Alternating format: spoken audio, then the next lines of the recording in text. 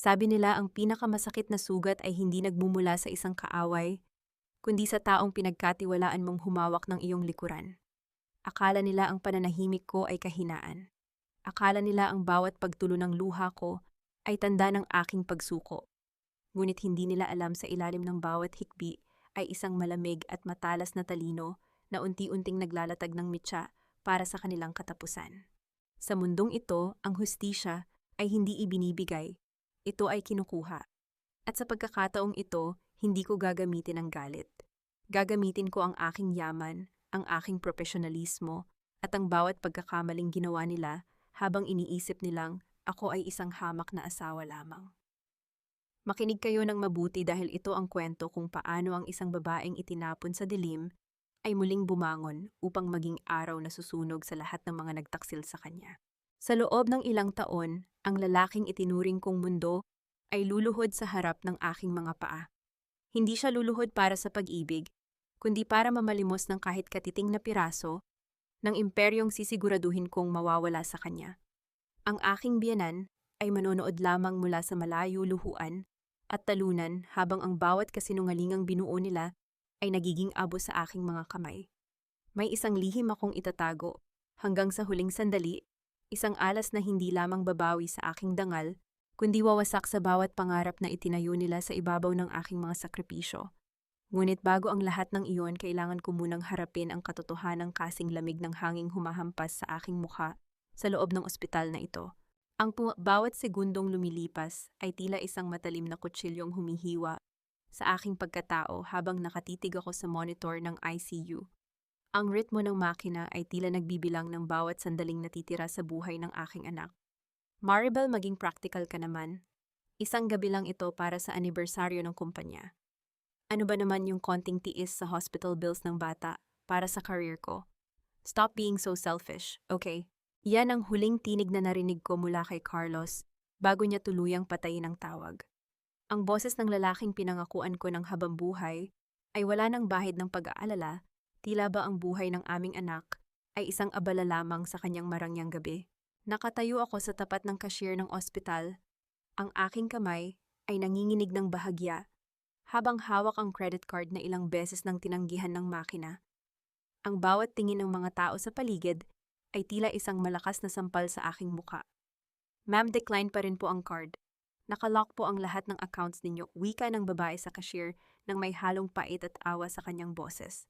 Sa gitna ng aking pagkataranta, tumunog ang aking cellphone. Isang notification mula sa Instagram. Nakita ko ang larawan ni Carlos suot ang kanyang pinakamahal na tuxedo na kangiti sa tabi ni Bianca Rosales. Ang babaeng iyon ay suot ang kwintas na ayon kay Carlos ay ibinenta niya upang pandagdag sa puhunan ng kumpanya. Bianca was glowing, holding a glass of champagne with the caption, "Celebrating new beginnings with the man of my dreams." Mrs. Valdez, isang nurse ang lumapit sa akin, ang mukha nito ay puno ng pagmamadali.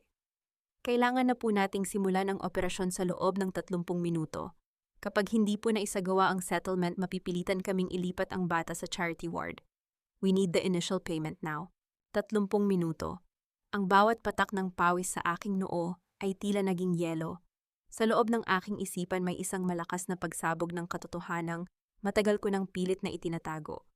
Ang Maribel na mapagmahal, ang Maribel na martir, ay unti-unting namamatay kasabay ng bawat tibok ng monitor sa ICU.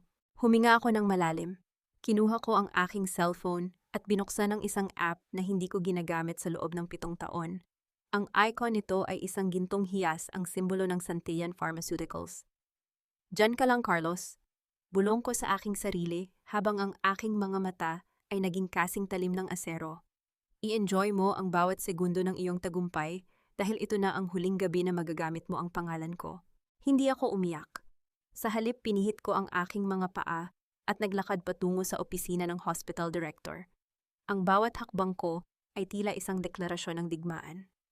"Ma'am, bawal po kayong pumasok ng walang appointment," sigaw ng secretary sa labas.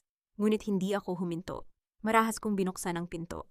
Ang hospital director ay napatayo, gulat na gulat sa aking presensya. Ngunit bago pa siya makapagsalita, inilapag ko sa kanyang lamesa ang isang itim na card na may tatak na hindi kayang baliwalain ng kahit sinong makapangyarihang tao sa industriya ng medisina. "I am Maribel Santillan." Wika ko ang boses ko ay mababa ngunit puno ng awtoridad na tila bumasag sa katahimikan ng silid. Ooperahan ninyo ang anak ko ngayon din. At pagkatapos nito kakausapin ko ang board tungkol sa pagbili ko sa 50% ng shares ng ospital na ito. Don't waste my time. Napatulala ang direktor, ang kanyang mukha ay nawalan ng kulay habang dahan-dahang kinukuha ang card. Sa labas tumunog ang aking cellphone. Isang mensahe mula kay Carlos. Nakasign na ang papers. Doña Estela is happy. Official na ang paglilipat ng shares mo sa akin bukas. See you at home, Marie. Ngumiti ako ng bahagya, isang ngiting kasing lamig ng kamatayan. Carlos doesn't know. Doña Estela doesn't know. Ang mga papel na pinirmahan ko kaninang umaga ay hindi ang paglipat ng shares. Iyon ay ang pag-activate ng isang audit na wawasak sa bawat illegal na transaksyon na ginawa nila sa loob ng kumpanya ng aking ama. Ang bomba ay nagsisimula ng tumakbo. At sa loob ng 24 na oras ang pangalang Valdez ay magiging isang malaking mantsa sa kasaysayan habang ako ay nakatayo sa rurok ng tagumpay na hindi nila kailanman maaabot. Lumingon ako sa bintana, nakita ko ang reflection ng aking sarili. Wala na ang asawang Kamchu. Ang nakatayo doon ay ang tunay na tagapagmana ng santilan. Hindi lang shares ang kukunin ko sa iyo, Carlos. Bulong ko habang pinapanood ang mga doktor na nagmamadaling pumasok sa ICU. Kukunin ko ang lahat hanggang sa wala nang matira sa iyong pagkatao, kundi ang pagsisisi. Ang bawat ilaw sa hallway ay tila nagdiriwang sa aking muling pagkabuhay. Ngunit sa gitna ng aking determinasyon, isang anino, ang nakita kong nakatayo sa dulo ng pasilyo si Veronica Alonzo, hawak ang isang folder na naglalaman ng dokumentong hindi ko inaasahan. Ang bawat hakbang ko palayo sa opisina ng direktor ay tila isang paglakad sa ibabaw ng nagbabagang uling, ngunit ang aking mukha ay nananatiling kasing lamig ng marmol. Ang Maribel na kilala nila, ang Maribel na madaling saktan at takutin, ay matagal nang nabaon sa ilalim ng kawalang hiyaan ng pamilya Valdez. Ngayong gabi ang tanging buhay na kailangan kong isalba ay ang aking anak. Ang kailangan kong patayin ay ang huling bakas ng awa sa aking puso.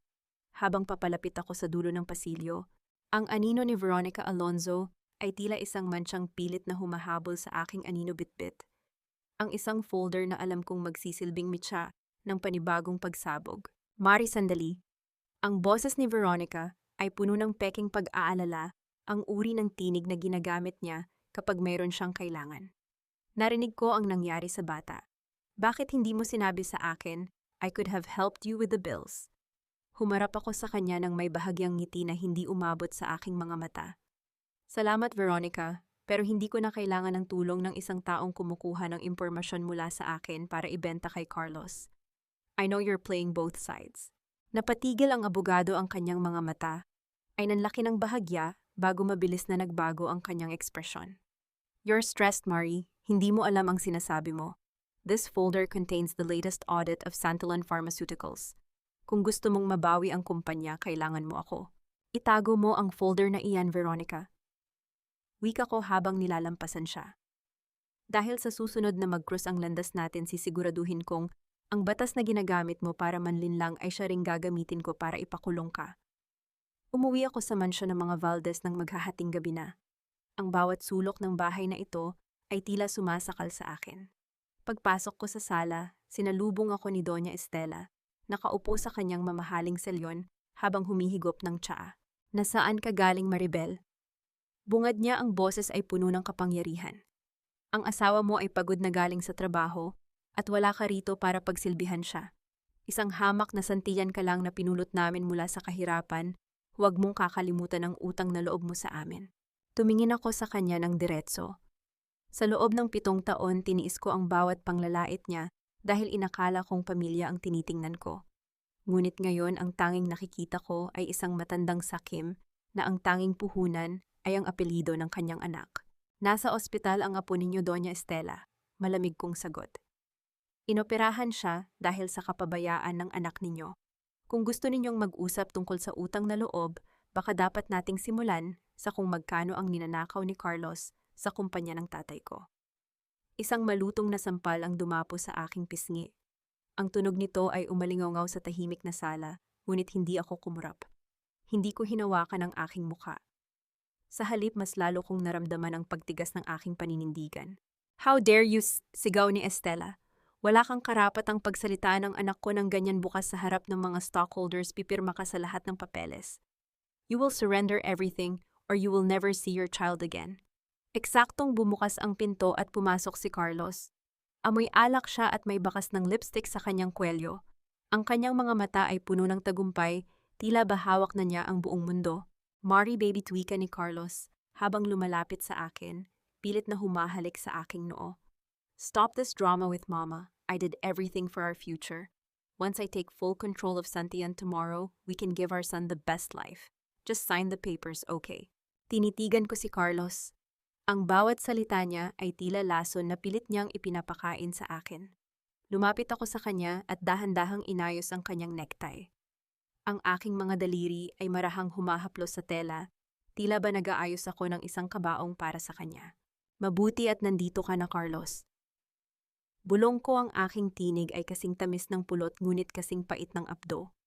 I'll make sure tomorrow will be a day you will never forget. You want the Santian name, I'll give it to you in a way you never imagined. That's my girl, nakanggising sagot ni Carlos, hindi napapansin ang panganib na nagmumula sa aking mga mata. Prepare your best dress tomorrow, Mari. It's a celebration of our new beginning.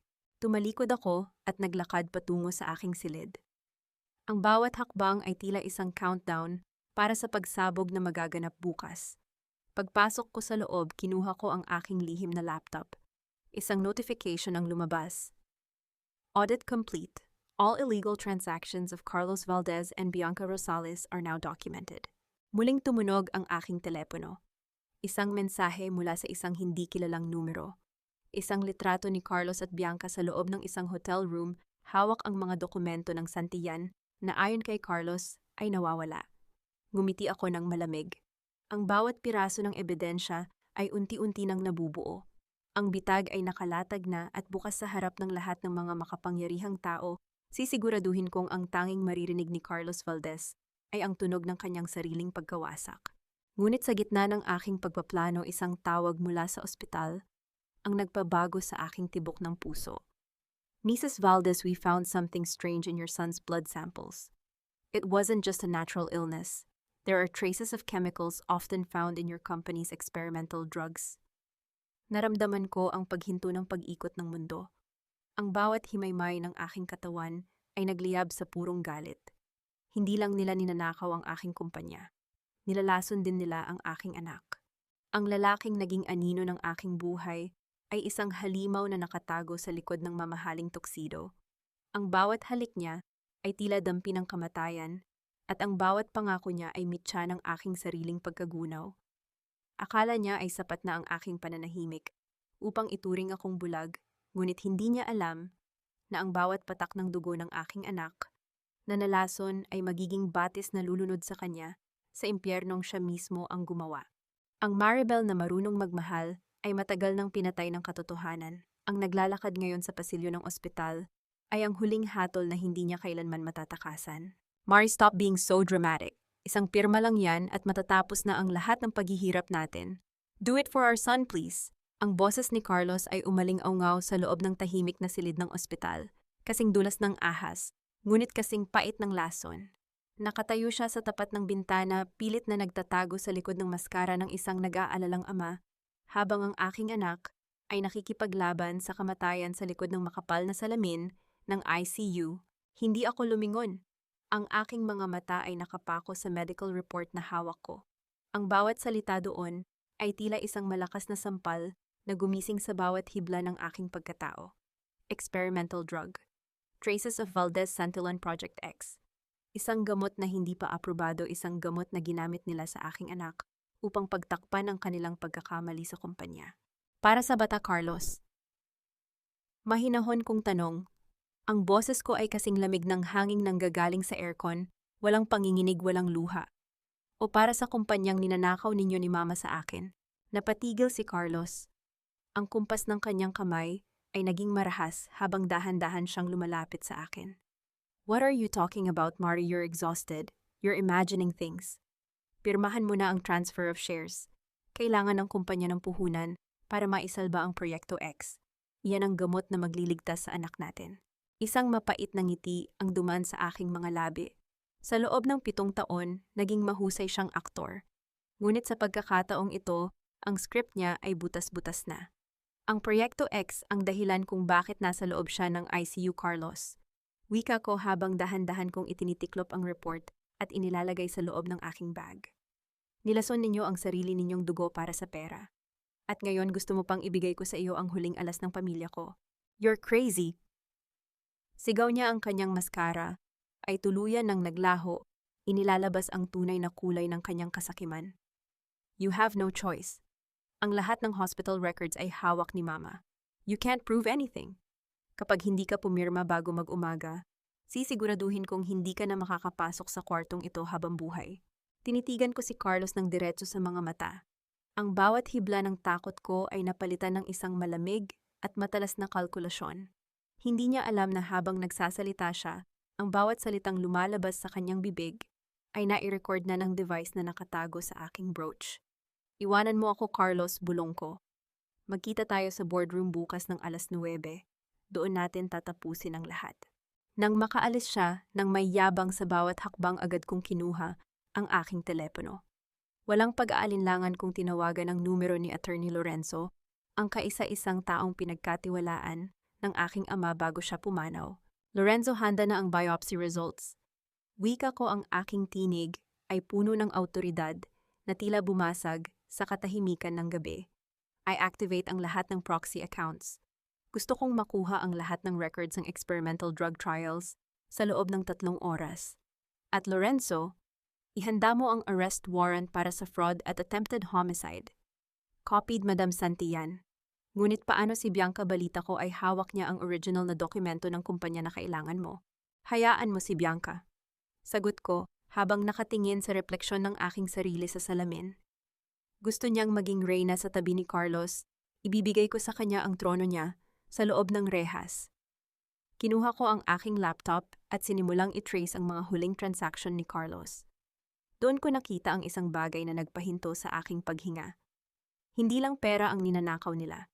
Ang Santillan Pharmaceuticals ay ginagamit nila upang mag-smuggle ng mga bawal na chemical sa ilalim ng pangalan ko.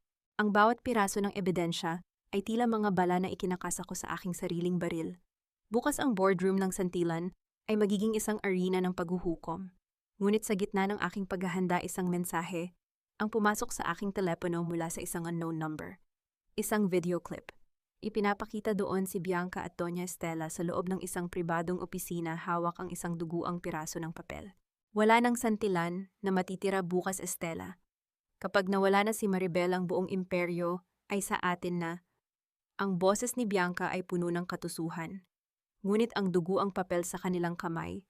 Iyon ang orihinal na testamento ng tatay ko na inakala kong nasunog sa aming lumang bahay. Ang anino ng nakaraan ay muling nagparamdam at ang katotohanan ay mas madugo pa sa inakala ko. Ang mangdugo ang papel na iyon ay hindi lamang isang dokumento. Ito ang huling hininga ng aking ama na pilit nilang binura sa kasaysayan.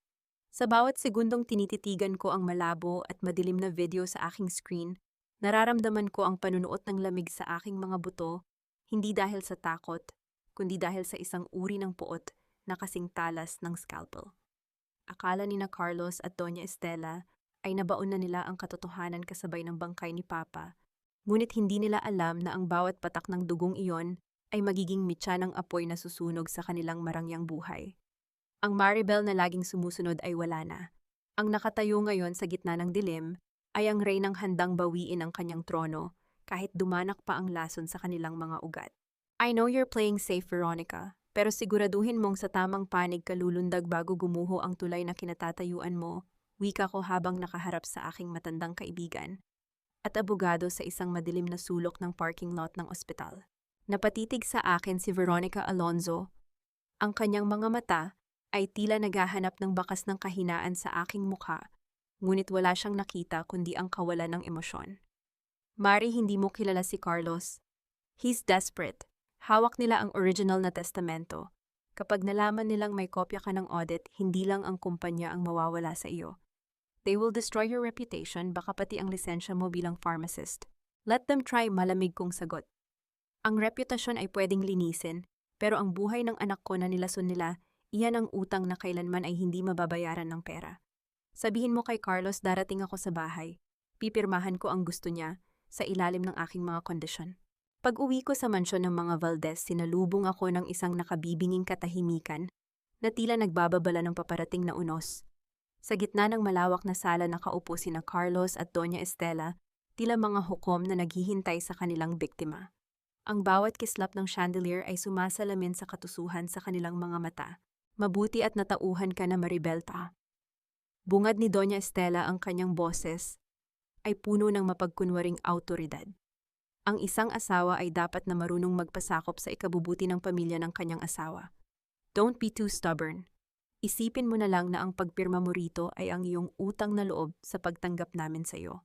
Lumapit si Carlos sa akin, hawak ang isang makapal na folder.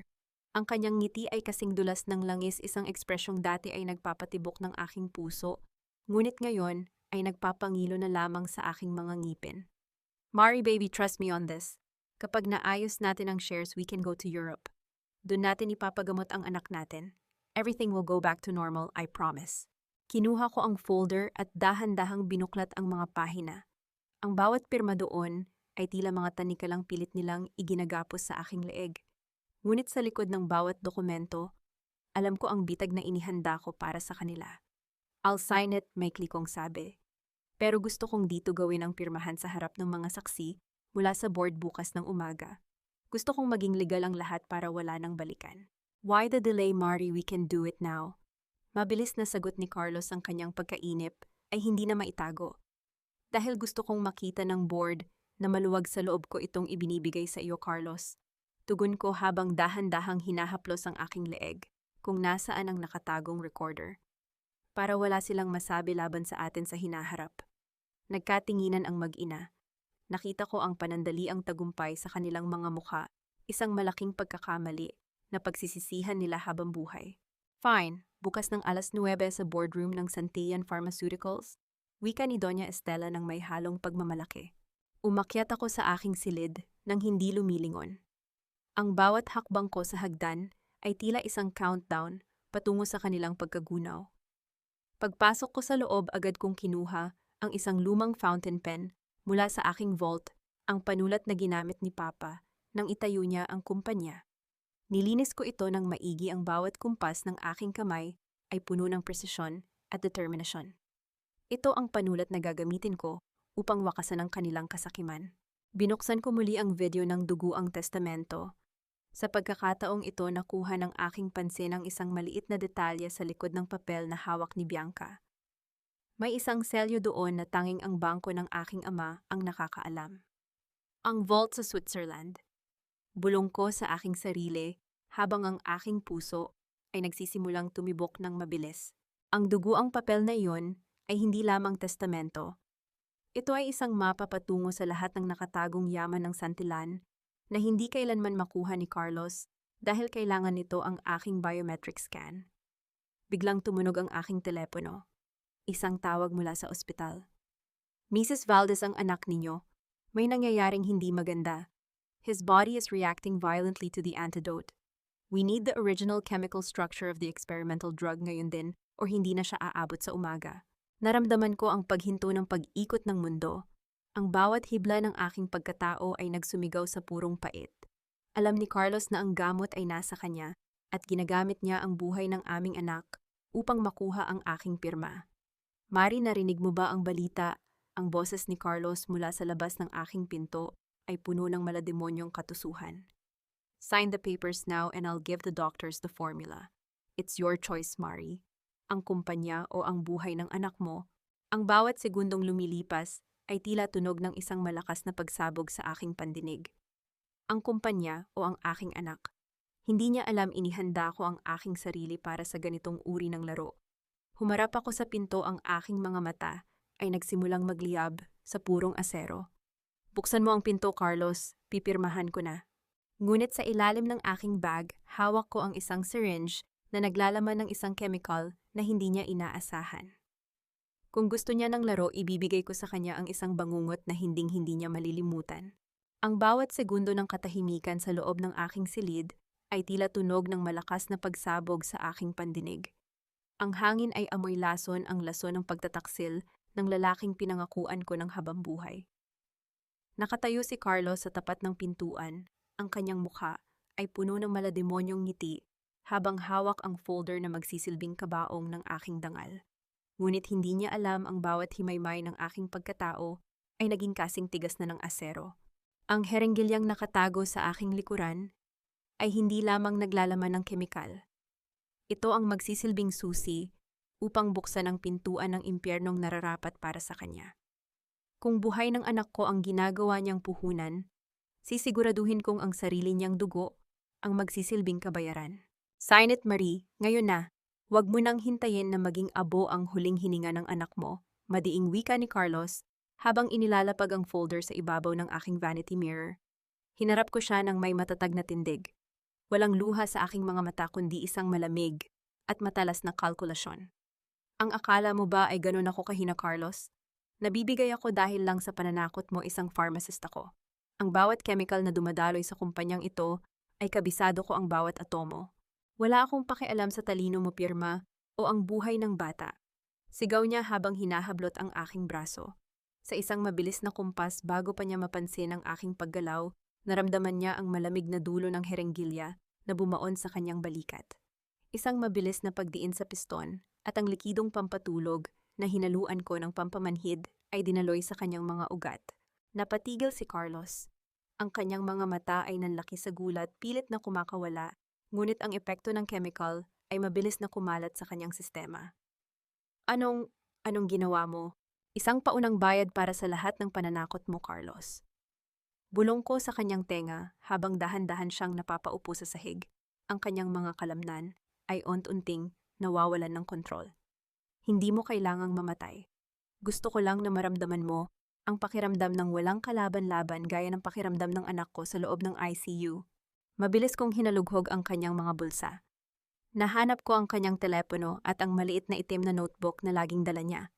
Doon ko nakita ang code para sa vault sa laboratorio kung nasaan ang orihinal na kemikal na istruktura ng lason. Hindi ako nag-aksaya ng panahon.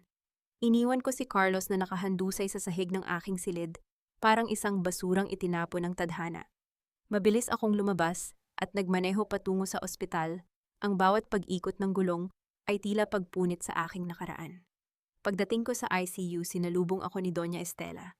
Ang kanyang mukha ay puno ng mapagkunwaring pighati, ngunit ang kislap ng tagumpay sa kanyang mga mata ay hindi maitago. Nasaan si Carlos? Bakit ikaw lang ang nandito? Bungad ng matanda ang kanyang boses ay puno ng hinala. Nasaan ang pirmadong dokumento? Wala na ang dokumentong iyon, Doña Estela. Malamig kong sagot habang nilalampasan ko siya patungo sa doktor. At ang anak ninyo, nagpapahinga siya sa paraang nararapat sa kanya. You heartless woman, papatayin mo ang sarili mong anak dahil sa kumpanya. Sigaw niya sinubukang hablutin ang aking bag. Humarap ako sa kanya at sa isang matalim na tingin na paatras ang matanda. Ang kumpanya ay sa akin. Ang anak ko ay akin. At ang katotohanang nilason ninyo ang apo ninyo para sa pera, sisiguraduhin kong iyan ang huling bagay na maririnig ng buong bansa bago sumikat ang araw. Inabot ko sa doktor ang notebook ni Carlos. Ito ang data na kailangan nyo. Ang chemical na ginamit nila ay Project X Compound 4. Gamitin nyo ang catalyst na nasa loob ng vault ng Santian. Sabihin nyo sa kanila si Maribel Santian ang nag-uutos. Nagsimulang kumilos ang mga doktor nang may bilis na hindi ko pa nakikita. Sa gitna ng kaguluhan, nakita ko ang pagdating ni Veronica Alonzo. Ang kanyang mukha ay puno ng pawis, ang kanyang mga mata ay ligalig. Marie, kailangan mong umalis dito, bulong ni Veronica. Nalaman ni Bianca na hawak mo ang notebook. Nagpadala na si Doña Estela ng mga tauhan para bawiin ang duguang testamento. Hindi lang pera ang nakataya rito, Marie. Ang testamento ay may kasamang pag-amin ng tatay ni Carlos tungkol sa kung paano talaga namatay ang tatay mo. Naramdaman ko ang paghinto ng pag-ikot ng mundo.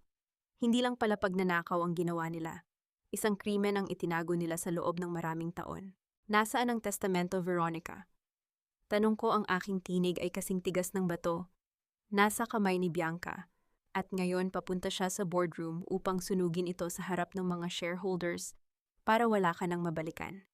Mabilis akong tumakbo patungo sa parking lot.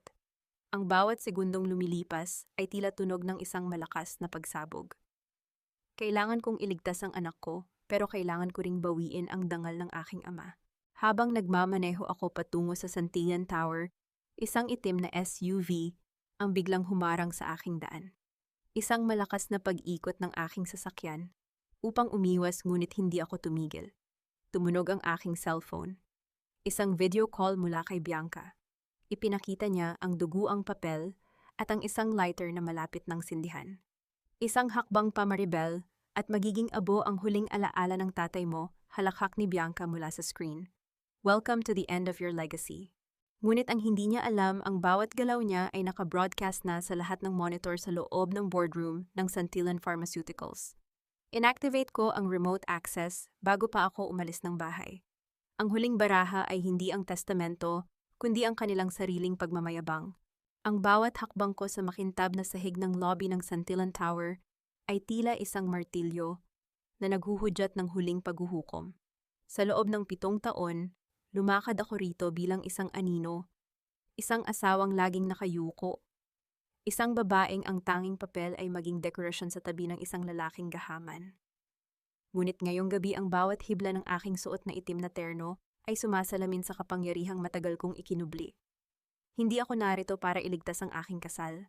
Narito ako para bawiin ang imperyong itinayo sa dugo at pawis ng aking ama. Ang apoy na hawak ng babaeng ahas sa itaas ay hindi sapat upang sunugin ang katotohanang nakaukit na sa bawat pader ng gusaling ito. Sa bawat pag-angat ng elevator nararamdaman ko ang pagbilis ng mitya ng aking paghihiganti. Ma'am, bawal po kayo rito, may ongoing board meeting si Mr. Valdez kaya harang ng isang security guard. Nang makarating ako sa tapat ng dambuhalang pintuan ng boardroom, tinitigan ko siya ng matalim. Ang aking mga mata ay kasing lamig ng asero sapat na upang mapaatras siya nang hindi ko kailangang magsalita. Ang kumpanyang ito ay Santillan Pharmaceuticals. At ako ang kaisa-isang Santillan na natitira sa mundong ito. Tumabi ka. Marahas kong itinulak ang 2 pinto.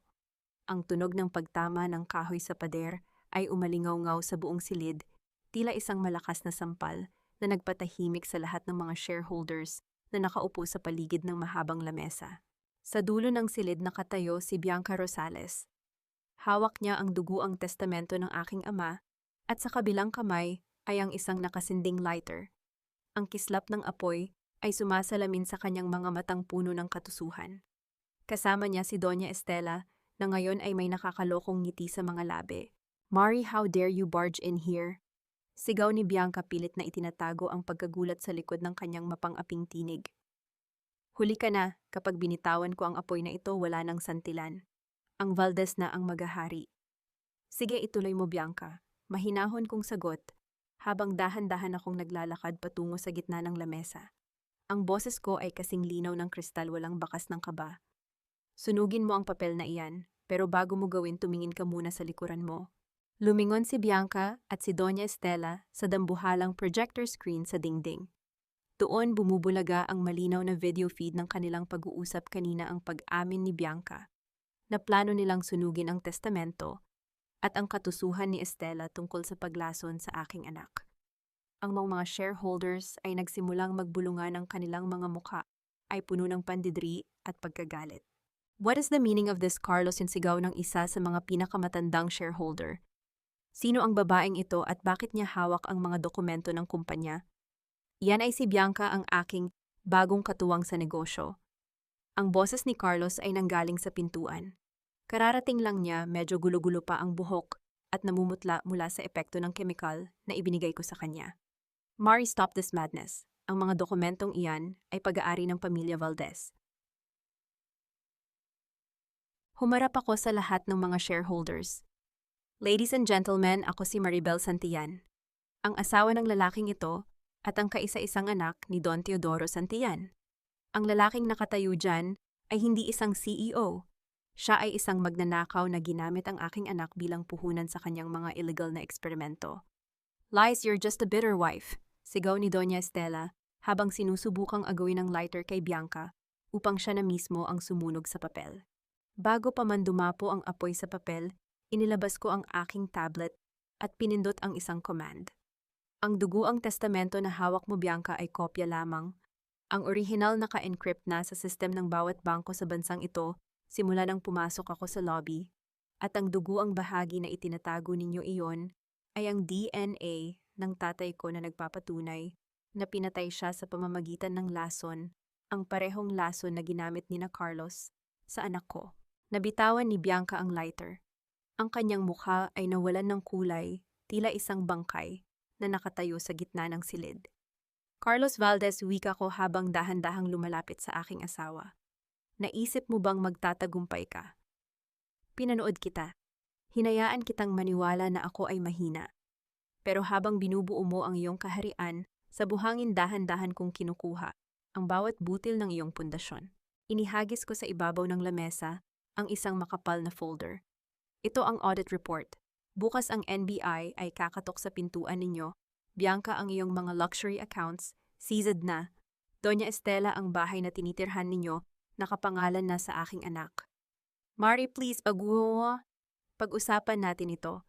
Nauutal na pagsusumamo ni Carlos ang kanyang yabang ay tuluyan ng gumuho. Lumuhod siya sa harap ko, sinubukang hawakan ng aking kamay, ngunit marahas ko itong binawi. Huwag mo akong hawakan. Malamig kong wika. Ang bawat dampi ng balat mo ay nagpapaalala sa akin ng lason na ibinigay mo sa anak natin.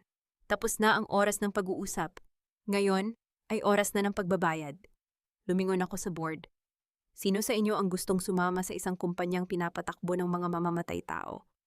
O gusto ninyong sumama sa akin ang tunay na santiyan upang ibalik ang dangal ng kumpanyang ito? Isa-isang tumayo ang mga shareholders at lumapit sa aking panig. Ang mag-inang Valdez at si Bianca ay naiwan sa gitna, tila mga basurang itinapon ng tadhana. Ngunit sa gitna ng aking tagumpay, isang malakas na tunog ng pagbagsak ng mga bubog ang narinig mula sa labas. Isang grupo ng mga tauhan ni Bianca ang pumasok, may mga hawak na armas. Kung hindi mapupunta sa akin ang santilyan, walang makikinabang dito. Sigaw ni Bianca, ang kanyang desperasyon ay humantong na sa kabaliwan. Hinawakan ni Carlos ang isang baril mula sa isa sa mga tauhan at itinutok ito sa akin. Katapusan mo na, Marie. Ang bawat segundo ng katahimikan sa loob ng boardroom ay tila isang matalim na blade na humihiwa sa hangin. Sa dulo ng itim na bariles ng baril na hawak ni Carlos, nakikita ko ang aking sariling kamatayan, ngunit sa halip na manginig, naramdaman ko ang pag-akyat ng isang uri ng kapayapaan na tanging ang mga taong wala ng takot ang nakakaalam. Ang lalaking naging anino ng aking buhay sa loob ng 7 taon ay nakatayo sa harap ko, nanginginig ang mga kamay. Ang kanyang mga mata ay puno ng baliw na pagnanasa na isalba ang isang kahariang matagal na niyang winasak. Akala niya ay sapat na ang bala upang patayin ang katotohanan, ngunit hindi niya alam na ang bawat salitang binitawan ko ay nakabaon na sa bawat pader ng kumpanyang ito. Hindi na ako ang asawang pwedeng saktan.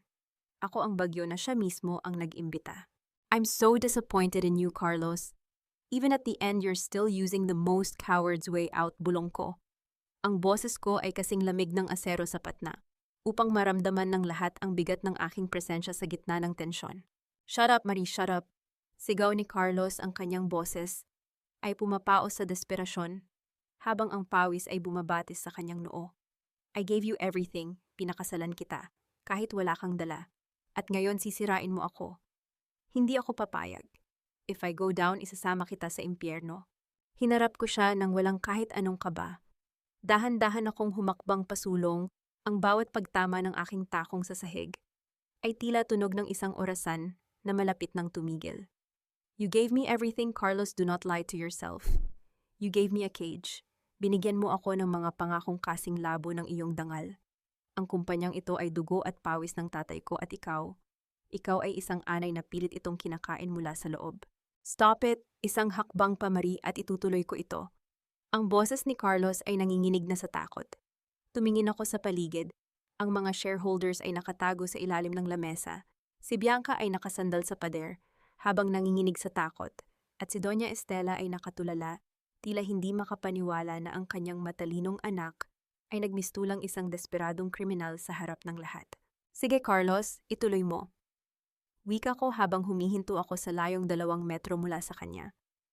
Pindutin mo ang gatilyo, pero bago mo gawin, isipin mo muna ang bawat kamera sa loob ng silid na ito. Ang bawat salita at bawat kilos mo ay naka-livestream na sa main server ng National Bureau of Investigation. The moment the bullet leaves that gun, the charge becomes premeditated homicide. Walang panggigipit, walang lusot. And Bianca, the moment you fire, she will be the first one to testify against you to save her own skin. Isn't that right, Bianca? Lumingon si Carlos kay Bianca. Ang kumpas ng kanyang baril ay bahagyang nawala sa direksyon ko. Nakita niya ang pag-atras ni Bianca ang pagtalikod ng babaeng inakala niyang katuwang niya hanggang sa huli. Carlos, stop this. Huwag mo akong isama sa kabaliwan mo.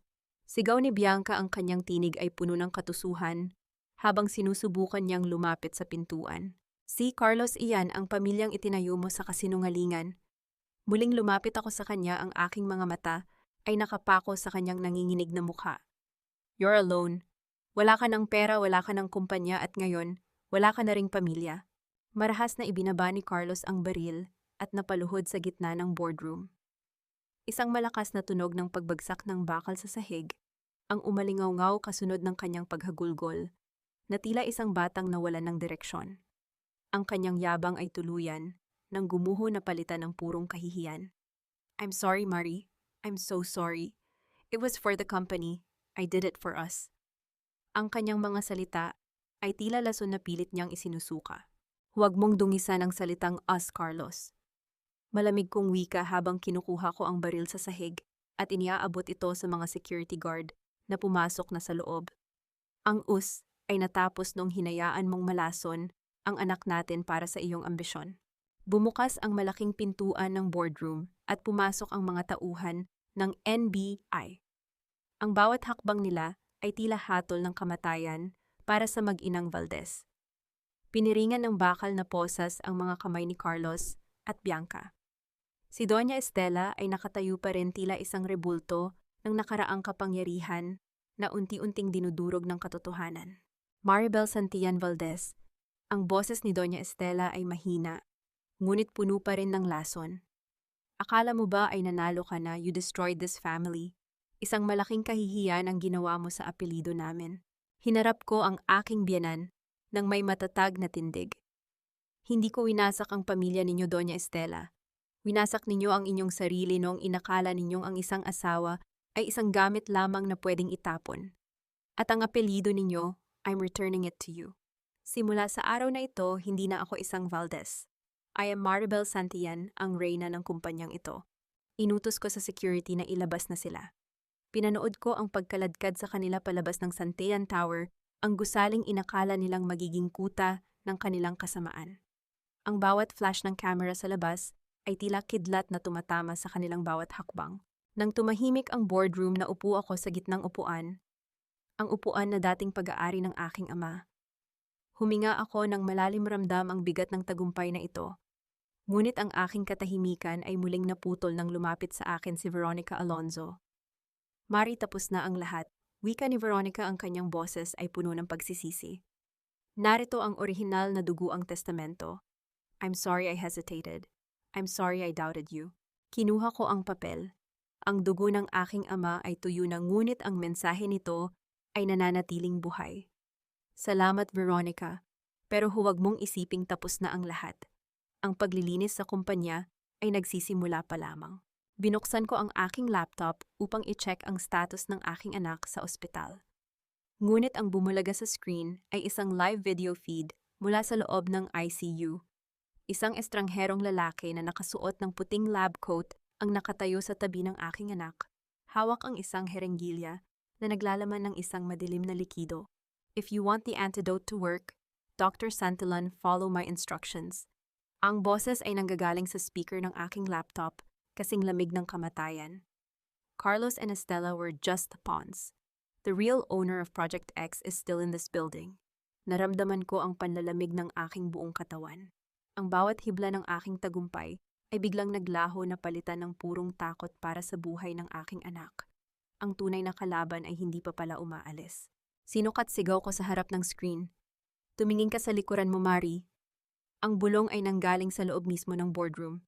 Lumingon ako at nakita ko ang isa sa mga pinakatahimik na shareholder, ang lalaking inakala kong walang kinalaman sa lahat. Hawak niya ang isang remote control na may pulang ilaw na kumikislap. The Santillan legacy is too valuable to be left in the hands of a woman like you. Wika niya ng may malademonyong ngiti. Nang bawat tibok ng aking puso ay tila isang metrong sumusukat sa natitirang sandali ng buhay ng aking anak. Ang tagumpay na akala ko ay hawak ko na ay biglang naging abo sa aking mga palad. Nang makita ko ang anino ng isang mas malaking demonyo, nakatayo sa aking harap ang lalaking inakala kong hamak na shareholder lamang, si Mr. Arthur Montenegro, ang pinagkakatiwalaang kaibigan at mentor ng aking ama. Sa loob ng maraming taon, nagtago siya sa anino ng aming pamilya, pinapanood ang pagguho ng aming dangal habang dahan-dahang hinahabi ang mitya ng aming pagkagunaw. Akala niya ay sapat na ang hawak niyang remote upang luhurin ako, ngunit hindi niya alam na ang bawat patak ng galit sa aking dugo ay nag-uutos sa aking isipan na maging mas matalas pa sa anumang lason na nilikha niya. Sit down, Maribel. Huwag mong subukang gumawa ng kahit anong kilos na ikamamatay ng anak mo. Malamig na wika ni Mr. Montenegro habang dahan-dahang iniikot ang kanyang swivel chair. Ang kanyang mukha ay walang bakas ng pagsisisi, kaisa-isang maskara ng purong kasakiman. Arthur, ikaw ang utak sa likod ng Proyekto X. Bulong ko. Ang boses ko ay kasing lamig ng hanging nanggagaling sa aircon, walang panginginig, walang takot. Ang akala ko ay si Carlos ang nag-imbento ng lason na iyon, pero isa lamang pala siyang hamak na tauhan mo. Carlos was useful but stupid. Siya ang gumawa ng maduming trabaho habang ako ang kumukuha ng pondo mula sa mga international buyers. Tumawa siya ng mahina, isang tunog na kasing talim ng basag na bubog.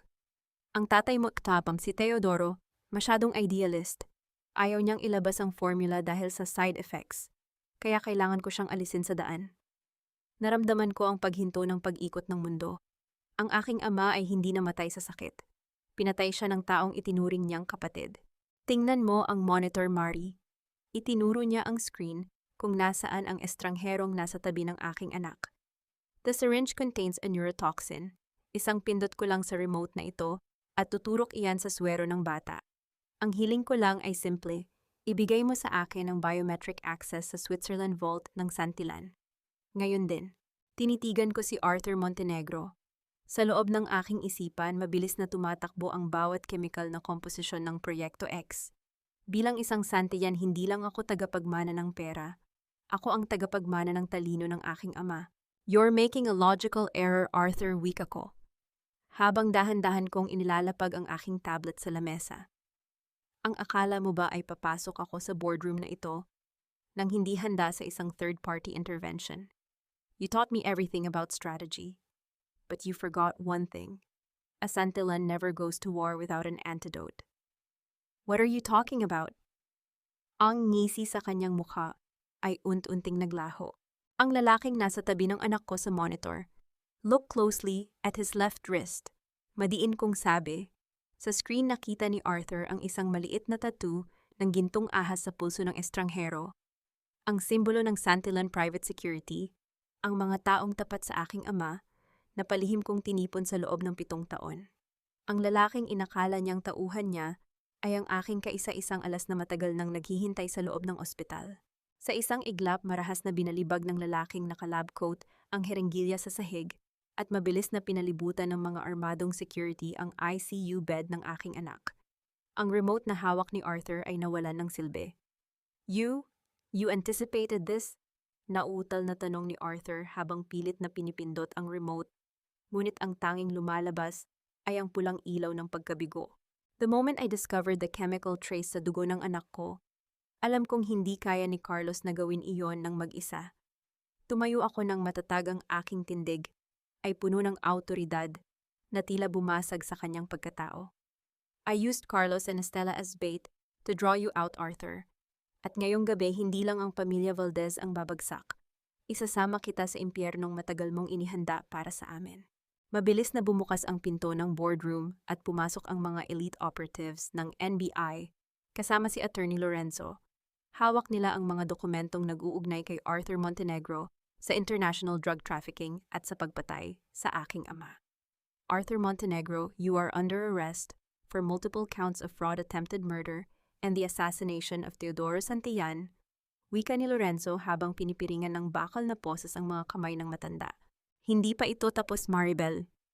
Ang Switzerland Vault, hinding-hindi mo mabubuksan yon. Kasama mong mabubulok ang sikreto ng tatay mo. Sigaw ni Arthur habang kinakaladkad siya palabas. Humarap ako sa bintana pinapanood ang pagdating ng umaga sa kalangitan ng Maynila. Ang bawat anino ng nakaraan ay unti-unting nilalamon ng liwanag. Kinuha ko ang aking telepono at tinawagan ng ospital.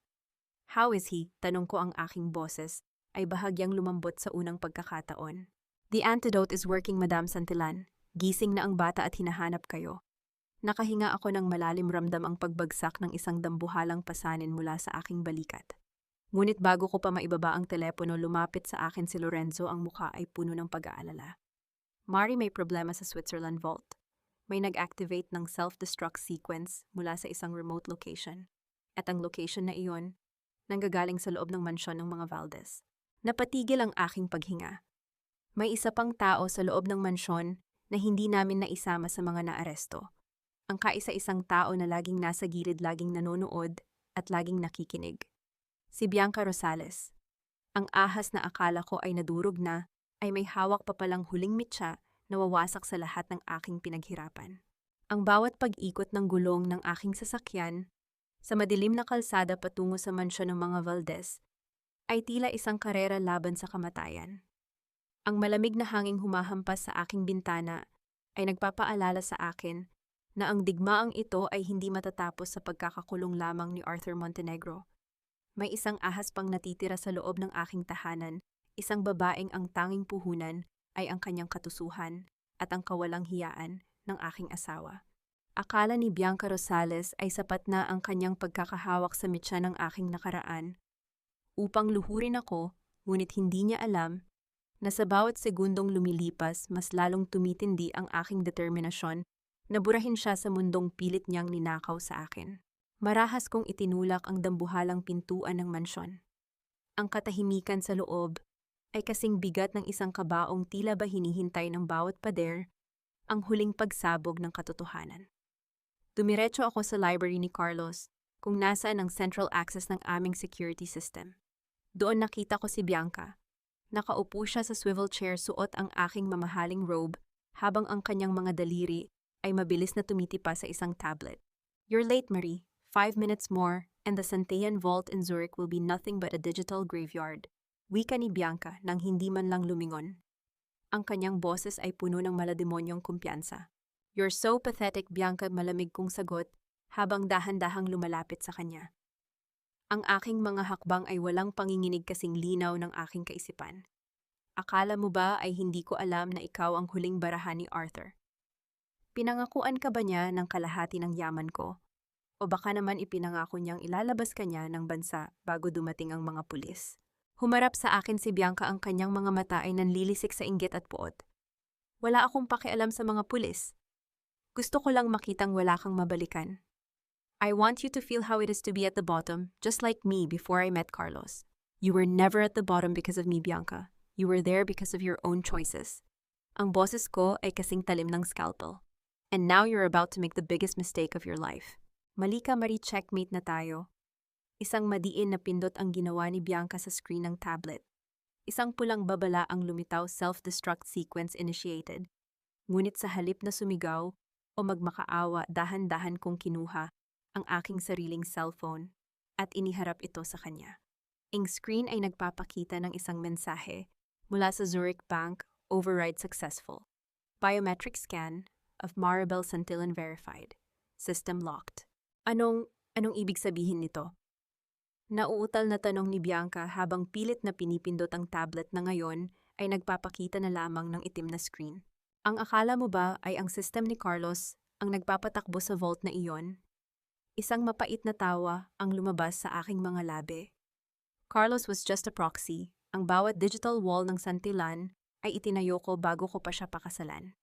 Inatasan ko ang system na magpakita ng fake access kapag may gumamit ng code ni Carlos. You didn't destroy anything, Bianca. You just confirmed your own location for the Cybercrime Division." Sa labas narinig ang mabilis na paghinto ng mga sasakyan ng pulis. Ang asul at pulang ilaw ay sumalamin sa bintana ng library, tila mga kidlat na humahabol sa anino ni Bianca. "No, hindi ito maaari." Sigaw ni Bianca, sinubukan niyang sugurin ako. Ngunit sa isang mabilis na pag-iwas, hinawakan ko ang kanyang braso at malakas siyang itinulak pabalik sa upuan. Ang pagtama ng aking palad sa kanyang pisngi ay umalingaw-ngaw sa tahimik na silid. Hindi ito sampal ng isang nagseselos na asawa.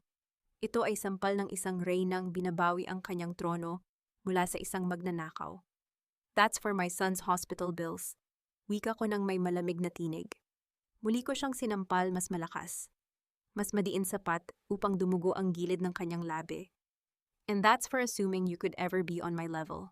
Napasandal si Bianca sa lamesa hinihingal at punong-puno ng kahihiyan. Wala na ang kislap ng isang trasan na akala mo ay laging biktima. Ang tanging natira ay ang isang babaeng nabulag ng sariling ambisyon. Pumasok ang mga pulis at mabilis na pinalibutan si Bianca. Ngunit bago siya tuluyang kaladkarin palabas, lumapit ako sa kanya at bumulong. By the way, Bianca, ang dugo ang testamento na hawak mo, it's fake. Inilagay ko iyon sa vault ni Carlos para lang kagatin ninyo ang pain. Ang tunay na testamento, it's already in the hands of the Supreme Court. At nakasaad doon na ang pamilya Valdez ay walang karapatan sa kahit isang butil ng bigas na pag-ari ng mga santilan.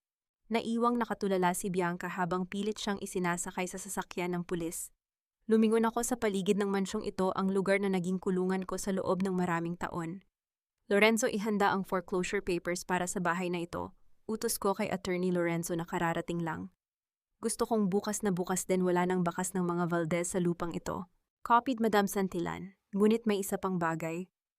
Inabot ni Lorenzo sa akin ang isang lumang sobre na natagpuan nila sa sikretong kwarto ni Arthur Montenegro. Ito ang huling sulat ng tatay mo bago siya mawala. It wasn't for the company, it was for you. Naramdaman ko ang paghinto ng pintig ng aking puso. Binuksan ko ang sobre at binasa ang nilalaman. Ang bawat salita ay tila isang haplos mula sa kabilang buhay. Ngunit ang huling pangungusap ang nagpabagsak sa aking huling depensa. Mari ang tunay na lunas sa Proyekto X ay hindi ang formula, kundi ang katotohanan tungkol sa iyong tunay na pagkatao. Nanlaki ang aking mga mata. May isang malaking lihim pa tungkol sa aking pinagmulan na hindi ko inaasahan. Isang lihim na magpapabago sa lahat ng aking pinaniniwalaan. Sa huling pagkakataon, titingnan ko ang mga rehas na pumapagitan sa atin, Carlos. Ang lalaking inakala kong magsisilbing protection ko ay siya palang naging pinakamalalang sakit ng aking buhay. Ngunit ang bawat latay ng iyong kataksilan ay naging hagdan ko patungo sa rurok na hindi mo kailanman maaabot. Ang aking pagbangon ay hindi lamang isang paghihiganti. Ito ay isang muling pagsilang ng isang santilan na hindi na muling yuyuko sa kahit na sinong Valdez. May isang huling katotohanan akong natuklasan sa ilalim ng dugo ang liham ni Papa, isang katotohanang magpapaliwanag kung bakit ikaw, ang iyong ina, at si Arthur Montenegro ay kailangang mabulok sa impyerno habang ako ay nagpapatuloy sa liwanag. Nakatayo ako sa loob ng lihim na laboratorio ni Papa sa ilalim ng Santillan Tower. Ang bawat kagamitan dito ay amoy antiseptic at alikabok, isang testamento ng mga taong iginugol niya upang protektahan ako. Binasa ko muli ang huling talata ng kanyang sulat habang nanginginig ang aking mga daliri. Mari ikaw ang Proyekto X. It wasn't a weapon. It was the cure for the rare blood disease you had as a child. I created it to save you. Naramdaman ko ang paghinto ng pag-ikot ng mundo. Ang gamot na nilason ni na Carlos upang ibenta sa mga dayuhan ay ang mismong formula na nagligtas sa aking buhay. Ang lason na itinurok nila sa aking anak ay bahagi ng aking sariling kasaysayan. Carlos knew. Alam niya na ang dugo ko ang susi at ginamit niya ang aming anak bilang isang laboratory rat upang malaman kung ang formula ay maaari pang i-replicate para sa kanyang kasakiman. Ang hayop ka, Carlos? Bulong ko sa gitna ng katahimikan. Ang aking boses ay hindi na puno ng pait, kundi ng isang malamig at matalas na determinasyon. Lumabas ako ng tower at dumiretso sa mansyon ng mga Valdez sa huling pagkakataon. Ang mga tauhan ng bangko at mga sheriff ay abala na sa paglalagay ng mga sticker ng foreclosed sa bawat mamahaling gamit sa loob. Sa gitna ng sala nakatayo si Doña Estela, nakasuot pa rin ng kanyang mga diamante, pilit na pinapanatili ang kanyang dangal sa gitna ng pagkagunaw. You can't do this, Maribel. This is the Valdez home. Sigaw ni Estela nang makita niya ako. You are still a Valdez by law. You are destroying your own family's name. Dahan-dahan akong lumapit sa kanya. Ang tunog ng aking sapatos sa tiles ay tila isang hatol ng kamatayan. Ang apelidong Valdez ay isang mantsa na kanina ko pa binura sa aking pangalan, Doña Estela. This house, it was bought using my father's stolen money. Everything you own, pati ang diamanteng nasa leeg mo, ay pag-aari ng Santillan Foundation.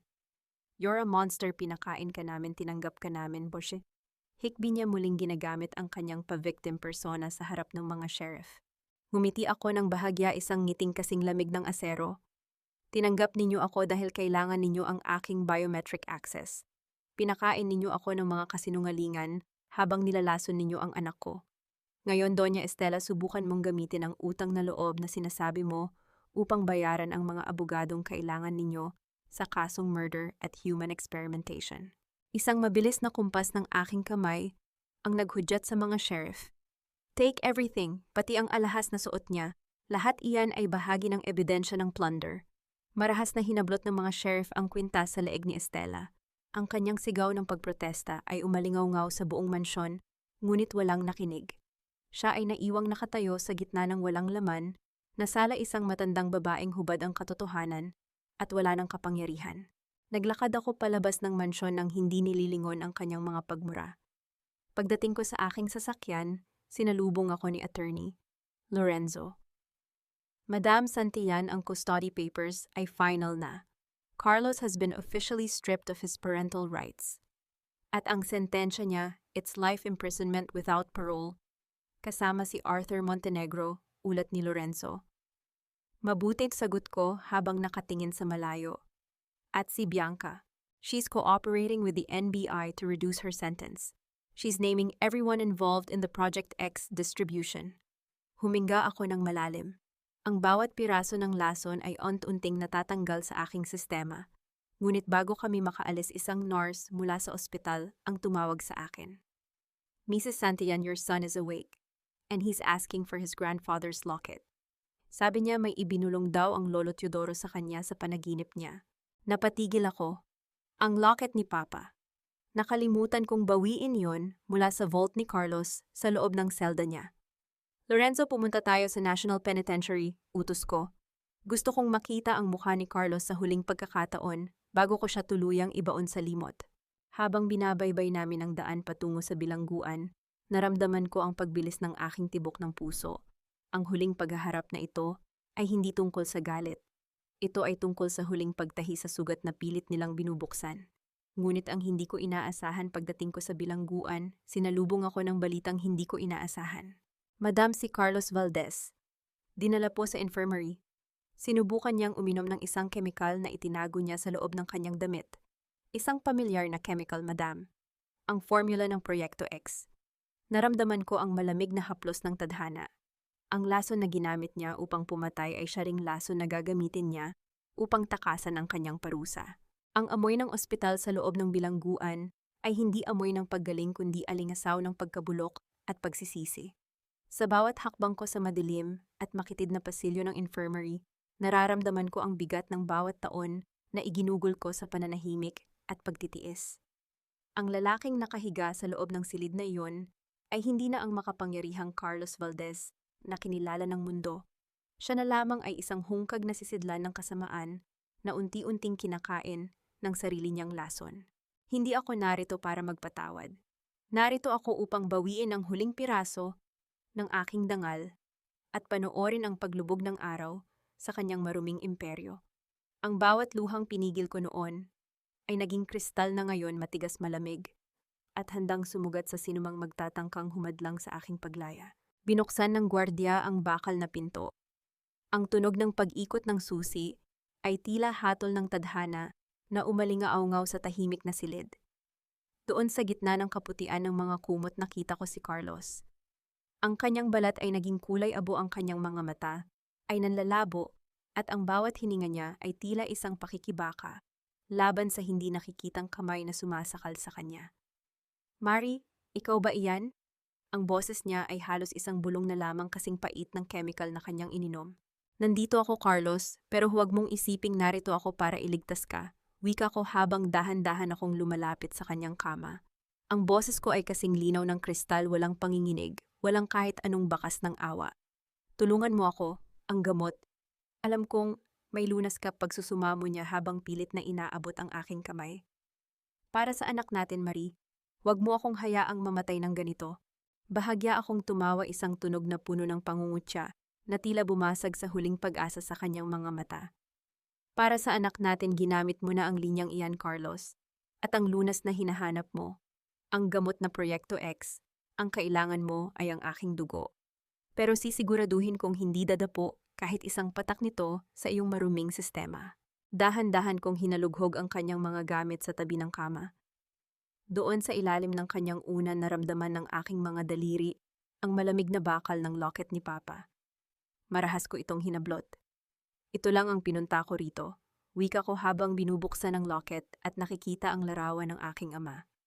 Ang huling alaala na ninakaw mo, ngayong hawak ko na ito, wala ka ng kahit anong connection sa akin or sa anak ko.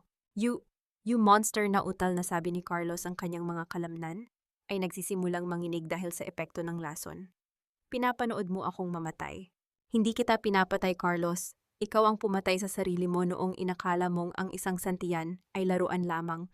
Sagot ko habang dahan-dahan akong tumatalikod. Ang biopsy results ng iyong pagkatao ay lumabas na, malignant. At sa medisina, ang tanging paraan upang mabuhay ang pasyente ay ang putulin ang bahaging bulok. Ikaw ang bahaging iyon, Carlos. Lalabas na sana ako nang biglang bumukas ang pinto at pumasok si Attorney Lorenzo. Ang kanyang mukha ay puno ng tensyon. Madam Santillan, kailangan nating umalis.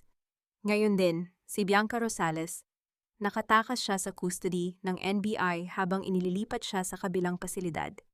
At ayon sa aming source, may dala siyang isang bag na naglalaman ng mga chemical mula sa laboratorio ni Arthur Montenegro.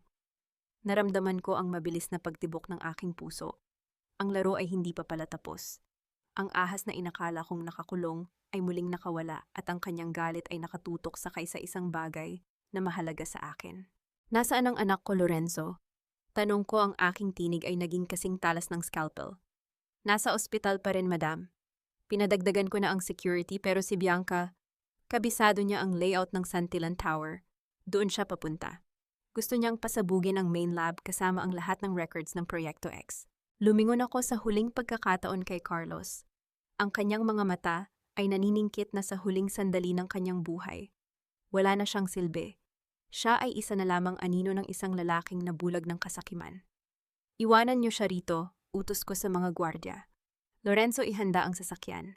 Kung gusto ni Bianca ng isang malaking pagsabog, ibibigay ko sa kanya ang isang bangungot na hinding-hindi niya malilimutan. Mabilis kaming lumabas ng bilangguan. Ang bawat segundong lumilipas ay tila tunog ng isang malakas na pagsabog sa aking pandinig.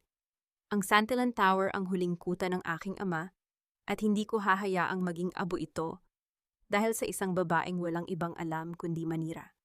Habang binabaybay namin ang daan patungo sa kumpanya, kinuha ko ang aking cellphone at inactivate ang huling security protocol. Ang bawat monitor sa loob ng Santillan Tower ay biglang nagpakita ng aking mukha. Bianca Rosales. Ang boses ko ay umalingaw-ngaw sa bawat speaker ng tower. Alam kong naririnig mo ako. Pumasok ka sa loob ng aking tahanan. Ngayon panoorin mo kung paano kita ikukulong sa loob ng sarili mong bitag. The Queen is home and she is not in a forgiving mood. Napatitig ako sa dambuhalang gusali ng Santillan na unt-unting lumalapit sa aking paningin. Ang huling paghaharap ay hindi magaganap sa boardroom o sa korte. Magaganap ito sa gitna ng apoy at katotohanan. Ang bawat hakbang ko sa makintab na sahig ng lobby ng Santillan Tower ay tila isang martilyo na naghuhudyat ng huling paghuhukom.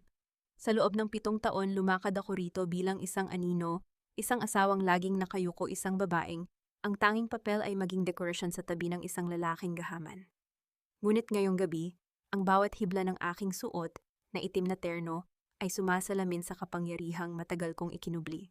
Ang bawat kislap ng chandelier sa itaas ay tila mga matang nagmamasid sa aking pagbabalik. Hindi ako narito para iligtas ang aking nakaraan. Narito ako para bawiin ang imperyong itinayo sa dugo at pawis ng aking ama. Ang mitya ng pagsabog na hawak ng babaeng ahas sa itaas ay hindi sapat upang sunugin ang katotohanang nakaukit na sa bawat pader ng gusaling ito. Sa bawat pag-angat ng elevator, nararamdaman ko ang pagbilis ng ritmo ng aking paniningil. Bumukas ang pinto ng elevator sa pinakamataas na palapag ang laboratorio, kung saan isinilang ang Proyekto X. Ang hangin dito ay amoy kemikal at panganib. Doon sa gitna ng mga mamahaling kagamitan, nakita ko si Bianca. Gulo-gulo ang kanyang buhok, ang kanyang mamahaling damit ay may mga mantsa ng dumi at ang kanyang mga mata ay puno ng baliw na pagnanasa. Hawak niya ang isang remote trigger at nakapalibot sa kanya ang mga tangke ng gas na sapat na upang gawing abo ang buong gusali. Mari, one more step and I'll press this, isasama ko ang lahat ng research ng tatay mo sa impyerno. Sigaw ni Bianca, ang kanyang boses ay pumapao sa desperasyon. Humarap ako sa kanya nang walang kahit anong kaba. Dahan-dahan akong humakbang pasulong, ang bawat pagtama ng aking takong sa semento ay tila tunog ng isang orasan na malapit nang tumigil. Ang aking mukha ay nanatiling kasing lamig ng asero. Gawin mo, Bianca. Press it.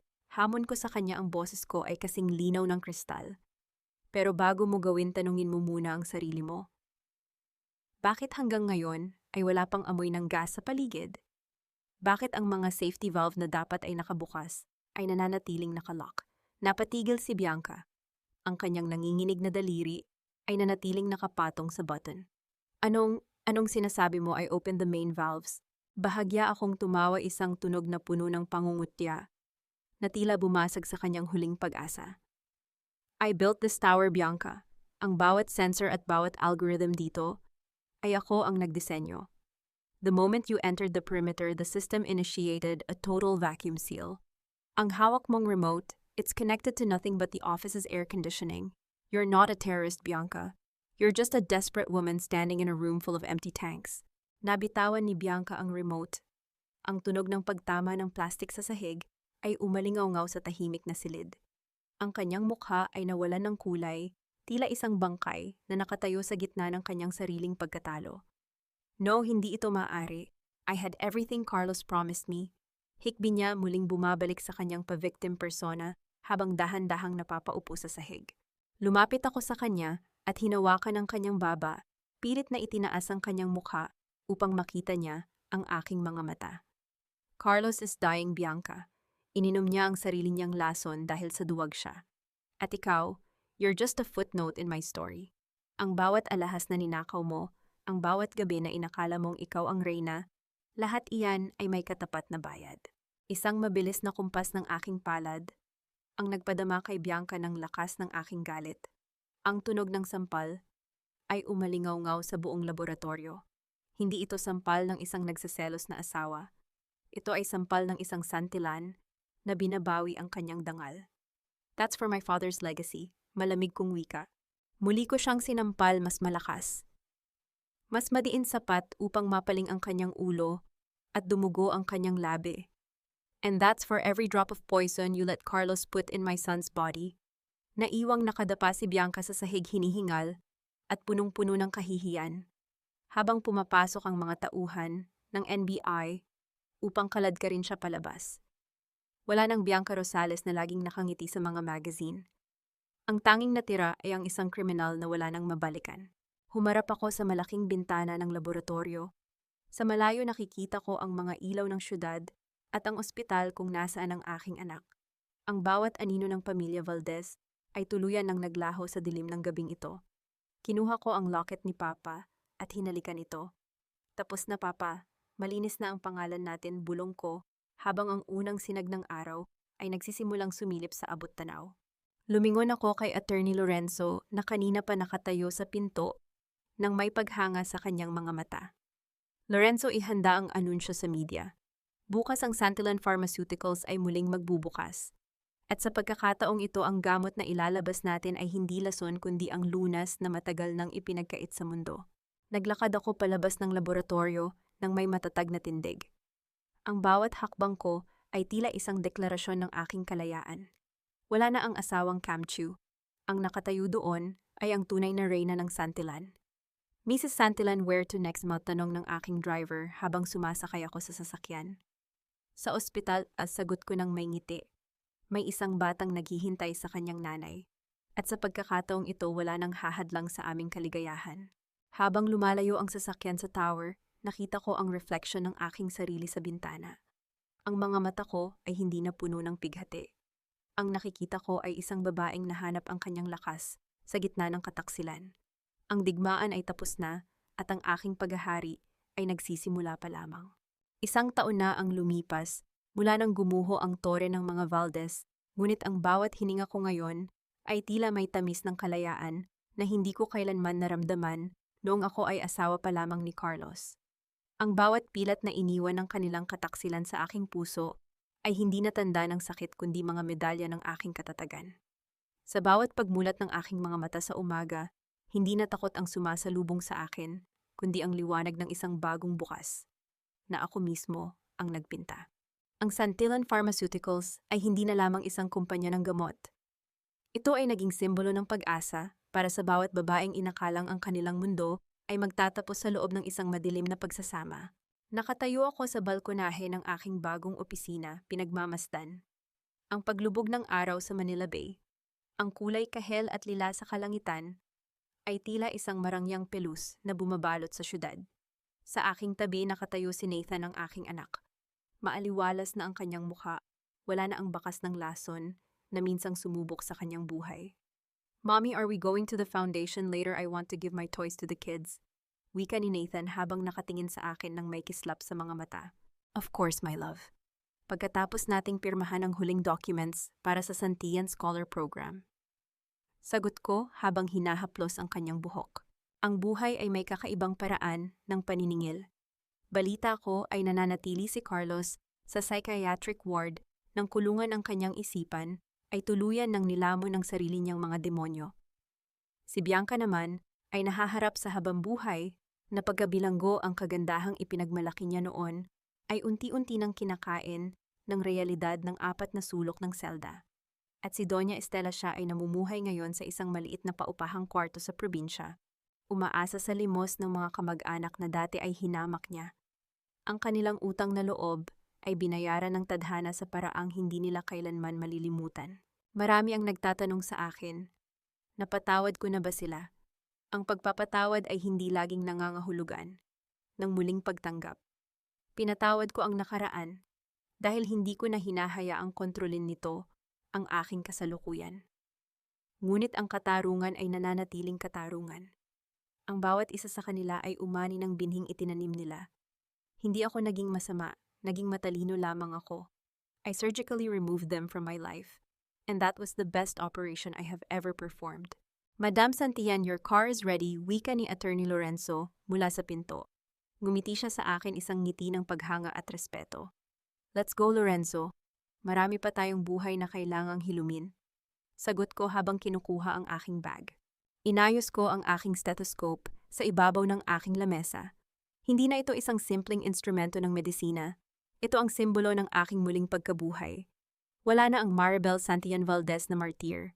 Ang nakatayo ngayon ay ang reyna ng Santillan, ang arkitekto ng sarili niyang tadhana. Sa bawat babaeng nakikinig sa aking kwento, tandaan ninyo ito, ang pag-ibig ay hindi dapat maging isang gintong hawla. Ang inyong talino ay hindi pag-aari ng sinumang lalaki. At ang inyong dangal, iyan ang tanging kayamanan na hinding-hindi nila mananakaw hanggat hindi ninyo binibitawan. Humarap ako sa salamin at tiningnan ang aking reflection. Isang matatag, malaya at matagumpay na babae ang nakatingin sa akin. Ang surgery ay tapos na. Ang tumor ay natanggal na. Ang pasyente ay mas malakas pa kaysa sa inaasahan ng lahat. Ang digmaan ay tapos na. At ang aking tunay na buhay ay nagsisimula pa lamang.